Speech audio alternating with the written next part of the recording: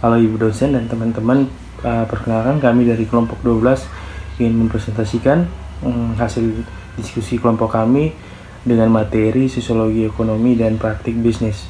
Perkenalkan, nama saya Diki Srineng Hendrik dan teman saya Muhammad Kobar beserta Cindria Topa.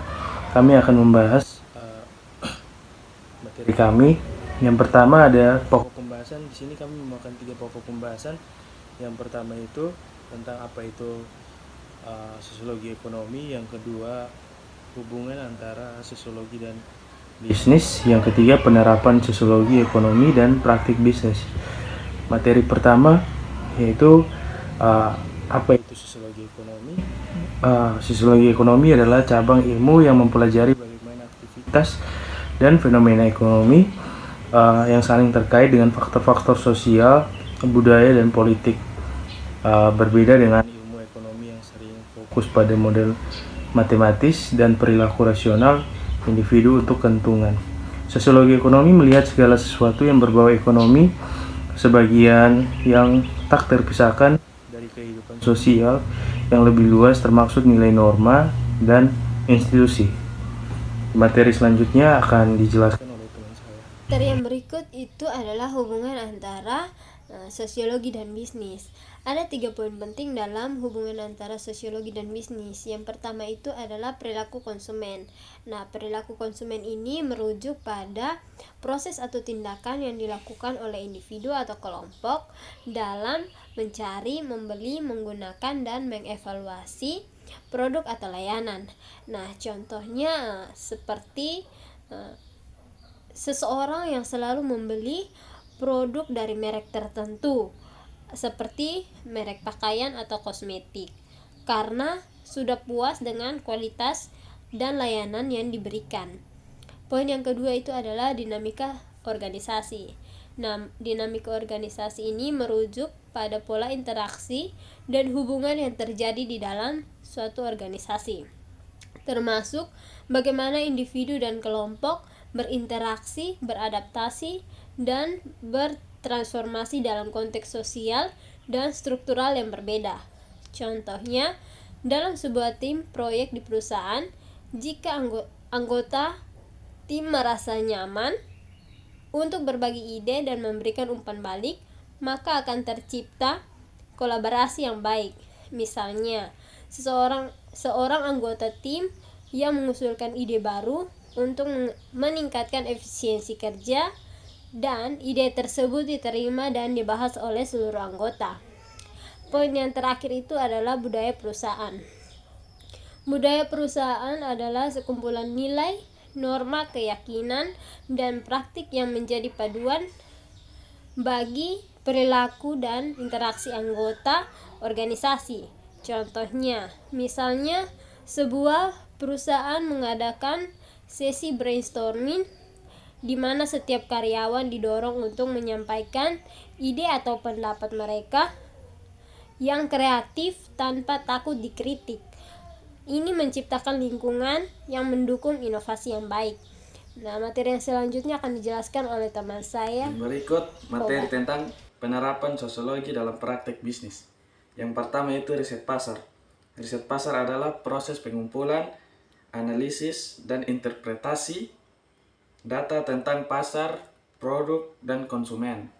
Tujuan utama dari riset pasar adalah untuk memahami kebutuhan dan preferensi konsumen, serta untuk mengidentifikasi peluang dan tantangan yang dihadapi oleh perusahaan dalam lingkungan bisnis. Metode riset pasar dapat dibagi menjadi 2 kategori utama, yaitu yang pertama, riset kualitatif dan riset kuantitatif. Riset kualitatif berfokus pada pemahaman mendalam tentang perilaku dan motivasi konsumen melalui wawancara mendalam, diskusi kelompok, atau observasi. Riset kuantitatif melibatkan pengumpulan data numerik yang dapat dianalisis secara statistik, seperti survei dan kuesioner. Yang berikut, manajemen sumber daya manusia. Sumber daya manusia atau SDM adalah satu aset terpenting dalam sebuah organisasi. SDM mencakup semua individu yang bekerja di perusahaan, mulai dari manajer hingga karyawan biasa. Pengelolaan SDM yang efektif sangat penting untuk mencapai tujuan organisasi dan meningkatkan produktivitas serta efisiensi. Salah satu fungsi utama SDM adalah rekrutmen dan seleksi. Proses ini bertujuan untuk menarik dan memilih kandidat yang paling sesuai dengan kebutuhan organisasi. Selain itu, manajemen kinerja adalah komponen krusial dalam pengelolaan SDM. Ini mencakup penetapan tujuan, evaluasi kinerja, dan umpan balik. Proses ini membantu organisasi untuk mengidentifikasi karyawan yang berkinerja tinggi dan perusahaan area yang memerlukan perbaikan. Yang terakhir yaitu tanggung jawab sosial perusahaan. Tanggung jawab sosial perusahaan adalah konsep di mana perusahaan berkomitmen untuk beroperasi secara etis dan berkontribusi positif terhadap masyarakat dan lingkungan. CSR mencakup berbagai instansi yang bertujuan untuk meningkatkan kesejahteraan sosial, memperbaiki kondisi lingkungan, dan mendukung perkembangan ekonomi di komunitas di mana perusahaan beroperasi. Salah satu aspek penting dari CSR adalah keberlanjutan lingkungan. Banyak perusahaan menerapkan praktik ramah lingkungan seperti pengurangan emisi karbon, penggunaan energi terbarukan, dan pengelolaan limbah yang bertanggung jawab. Selain itu, CSR juga mencakup dukungan terhadap komunitas lokal melalui program pendidikan, kesehatan, dan pengembangan ekonomi. Misalnya, perusahaan dapat menyediakan beasiswa, mendukung proyek infrastruktur, atau berkolaborasi dengan organisasi non-pemerintah untuk membantu masyarakat yang kurang beruntung. Melalui inisiatif CSR, perusahaan dapat meningkatkan citra merek dan membangun hubungan yang lebih baik dengan konsumen serta pemangku kepentingan lainnya.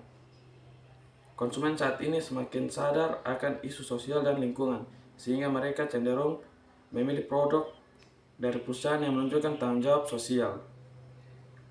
Kesimpulan, sosiologi ekonomi dan praktik bisnis saling terkait erat dalam memahami dinamika interaksi antara aspek sosial dan ekonomi dalam masyarakat. Sosiologi ekonomi mempelajari bagaimana struktur sosial, nilai-nilai, dan norma-norma mempengaruhi perilaku ekonomi, sementara praktik bisnis berfokus pada kegiatan perusahaan dalam memenuhi kebutuhan pasar dan menciptakan nilai. Selain itu, praktik bisnis juga bertanggung jawab secara sosial seperti program tanggung jawab soal sosial perusahaan, juga dipengaruhi oleh perspektif sosiologi ekonomi. Secara keseluruhan, sosiologi ekonomi memberikan kerangka kerja yang berharga untuk memahami interaksi antara masyarakat dan praktik bisnis. Sekian, terima kasih.